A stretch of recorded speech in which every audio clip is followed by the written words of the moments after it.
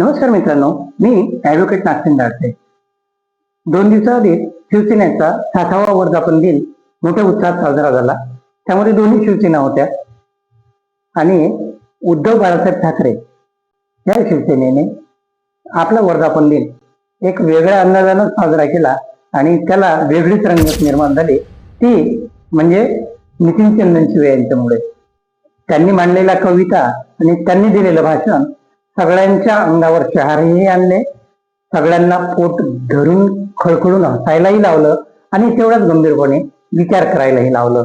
तर आज आपण आजच्या या पॉडकास्टमध्ये जाणून घेऊया की हा नितीन चंदनशिवे आहे कोण आणि नेमकं त्यांच्याबद्दल पूर्ण माहिती आपण आजच्या या पॉडकास्टमध्ये घेऊयात. मित्रांनो, नितीन चंदनशिवे अतिशय साधारण कुटुंबातला, हालाकीची परिस्थिती, 18-20 दारिद्र्य, त्याच्यामध्ये कुटुंबामध्ये 4 बहिणी आणि 7 ते 8 लोकांचा संसार, त्याच्यामध्ये मोळकळीत आलेलं घर, घरामध्ये वीज नाही आणि कुठेतरी घरातल्या कुटुंबाला सहकार्य व्हावं, मदत व्हावं म्हणून कधी भाजी विक्रेता भाजीपाला रस्त्यावर घेऊन विकायचा, तर कधी सिक्युरिटी गार्ड म्हणून काम करायचा, वॉचमन म्हणून काम करायचा.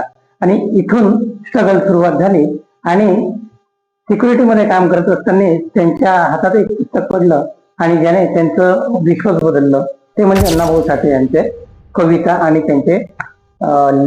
त्यांची कादंबऱ्या. आणि तिथूनच त्यांच्या विचारामध्ये बदल झाला आणि तिथूनच हा नितीन चंदनशिवे, दंगलकार चंदनशिवे म्हणून नावारूपाला आला आपल्या कवितेच्या याच्यातूनच.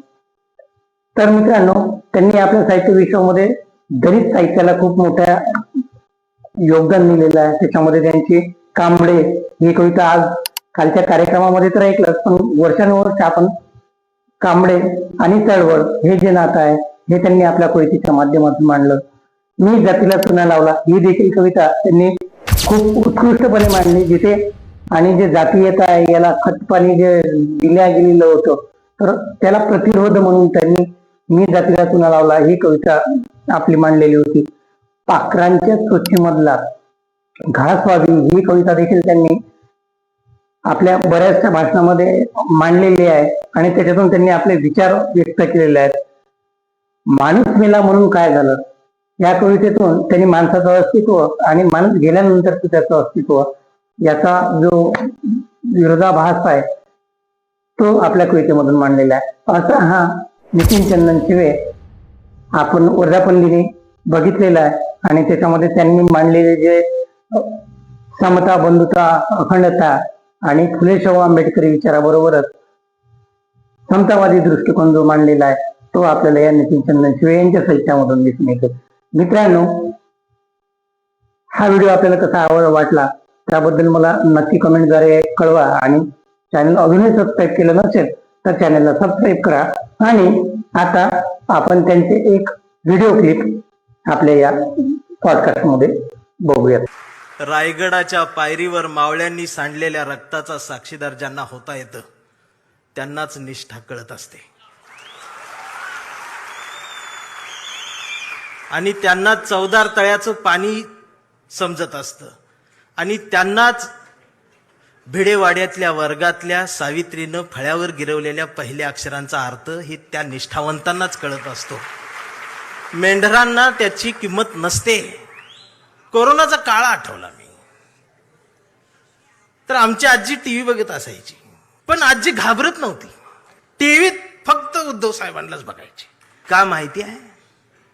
माझ्या आजीला टीव्हीत दिसणारा मुख्यमंत्री तिच्या लेकासारखा वाटला. माझ्या आईला आधार देणारा जवळचा कोणीतरी संकटाच्या काळात आहे ह्या सख्या भावापेक्षाही जवळचा भाऊ वाटला.